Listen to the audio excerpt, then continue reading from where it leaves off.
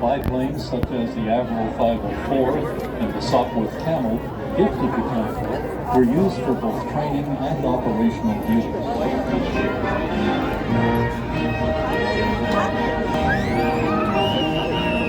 By the 1930s, these early biplanes were replaced with more powerful, including the iconic North American Harbor.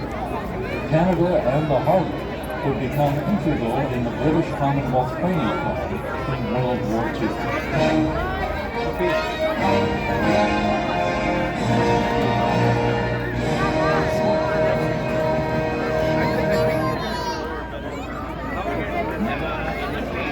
Can you sit down?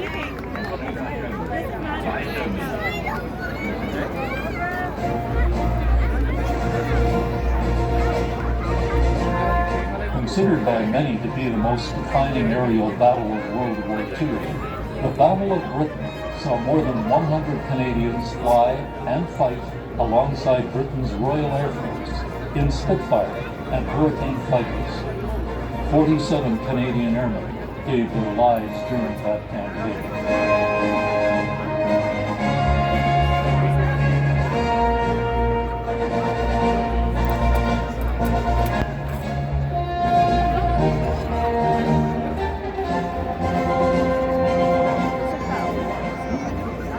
The Golden Hawks flying F-86 Sabres were formed in 1959 to commemorate the 50th anniversary of flight in Canada. They were so popular that they were extended, continuing to fly through the 1963 air show season.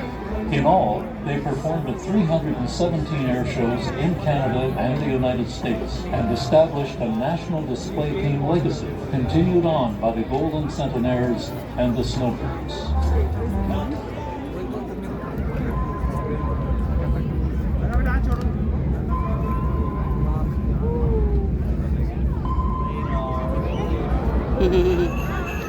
Home to the North Pole, Canada has a special relationship with Santa. St. Nick has flown with the Royal Canadian Air Force on numerous occasions, dating back to 1931. And since the mid-1950s, the RCAF has helped NORAD track Santa's Christmas Eve progress around the globe.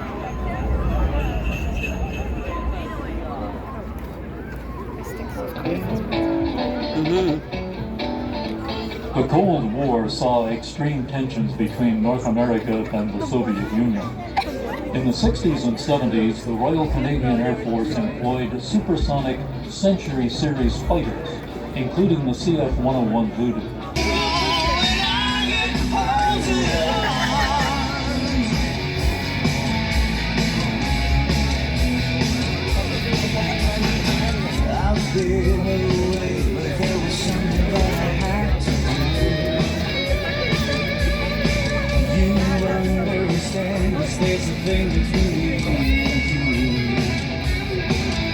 The rapid and effective deployment of equipment and troops is critical to almost all Canadian Forces missions around the world.